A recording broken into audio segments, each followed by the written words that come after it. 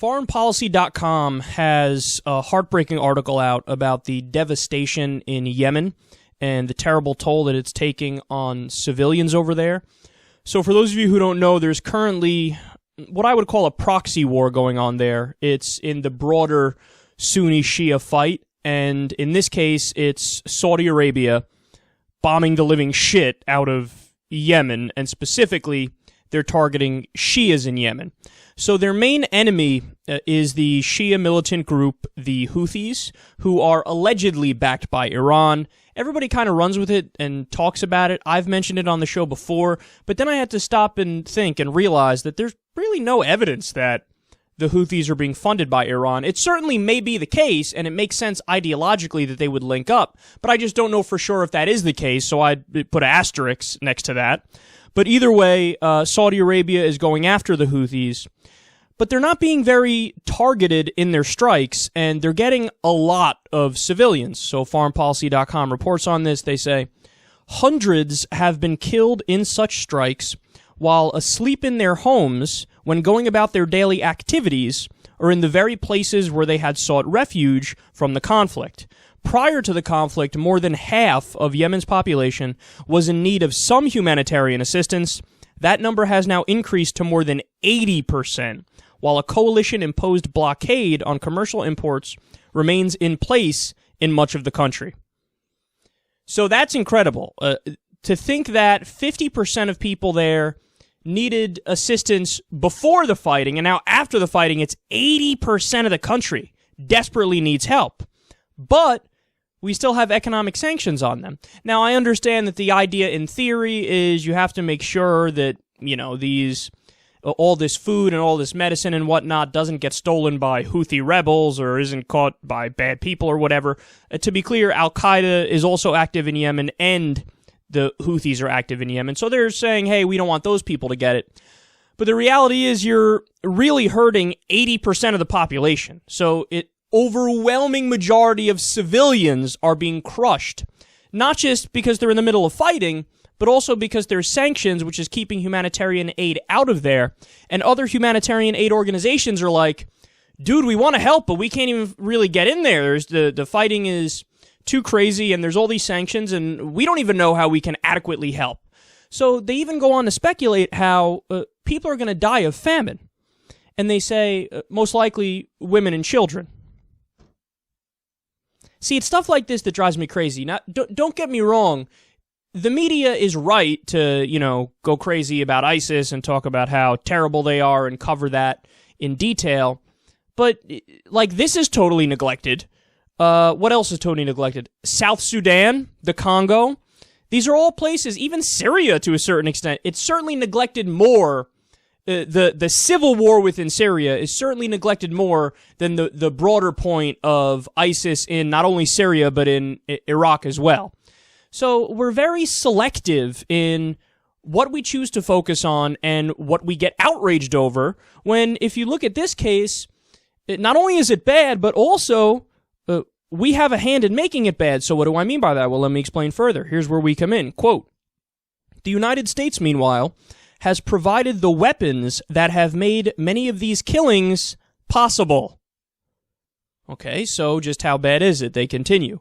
A coalition airstrike killed 11 worshippers in a mosque. This is recently they're talking about now.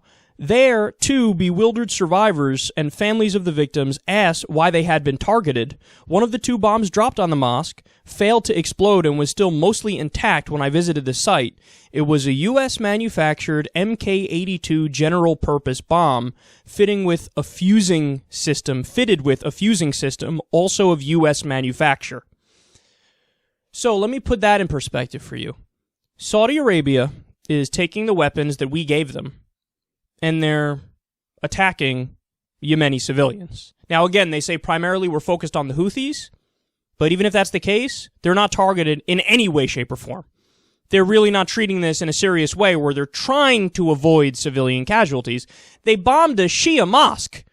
It's not like they thought, oh my God, a Houthi meeting is happening there. No, they bombed the mosque because they wanted to bomb the mosque because it was a Shia mosque, and there were civilians in there. 11 of them were killed, and then, like we were just saying, what happens afterwards? it's not just that the civilians in Yemen go, fucking Saudi Arabia, and they do, because there was a Vice News piece where we saw that. But they also say, fucking America. Now, some people might say, well, we get blamed for everything, so what do you expect? But no. Again, the reason why they're angry at us is, I just told you, they can see that the bombs are made in America on the bombs, on the weapons. They say they have fields where cluster bombs, which are illegal, to be clear, cluster bombs have been dropped. And the way it works is some parts of it stay on the ground and they're unexploded, and then later on, years later, somebody could be walking through the field, they step on it, and boom, it explodes. And cluster bombs, under international law, they're not allowed anymore, specifically for that reason, because they're dangerous far after a conflict ends. So they're U.S. cluster bombs that are dropped on them by Saudi Arabia, and under international law, we're supposed to be careful about who we sell our weapons to. So in other words, if we know that our weapons are going to be used to target civilians, if our weapons, are going to be used for crimes, we're not supposed to sell those weapons to those people. And we don't give a fuck. We're selling it to Saudi Arabia either way, because that's the way our relationship is with Saudi Arabia, and we really don't care about humanitarian concerns. We just care about keeping a lockdown on the natural resources that we want and continuing to have geopolitical power and strength. It's a sad reality. We do this time and time and time again. If we're not directly involved in conflicts in given places, then we're certainly selling weapons to people involved in those conflicts either way. Another example of that, I know I bring this up all the time, but it bears bringing up all the time, Ronald Reagan in the 1980s in Afghanistan. We gave weapons to people who we knew were Muslim fundamentalists. We knew they were extremists, but we gave them weapons. Why would we do that? A lot of people are thinking that now. That doesn't make any sense. What would be the incentive to do that? Well, the Soviet Union was our bigger enemy, so we thought, and they were fighting the Soviets, because the Soviets were in Afghanistan. So we thought, we're so anti-communist that we'd rather fund Islamic radicals, and the enemy of my enemy is my friend, so here's some weapons, and this won't come back to bite us in the ass. Of course it will. Why would you give weapons to the Sisi regime in Egypt when he's used those weapons to crack down on peaceful Muslim Brotherhood protesters? Now again, I'm no fan of the Muslim Brotherhood. I don't want them to win. I never did. I never will. I don't like them. But it's true that Sisi was killing peaceful Muslim Brotherhood protesters. So it's not just that you have, growing sentiment against these regimes that we support in the Middle East and elsewhere. It's also that we get blamed for it, and not for a bad reason, because we're the ones that are arming all these people who are acting in an oppressive way and who are killing innocent civilians.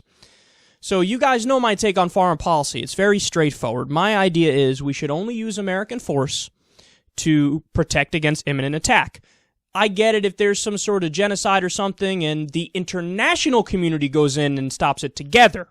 I'd be on that page. I just don't want the U.S. to be the one who leads all the time, because then you have a bad incentive and any nation would end up using that in corrupt ways. But beyond that, I also don't want to sell weapons to people who are going to use it for crimes, because that's also going to come back and bite us in the ass. So we really need a realignment of our priorities here, but of course that's hard to do because we have the military-industrial complex, and they'll stop at nothing to continue to make money.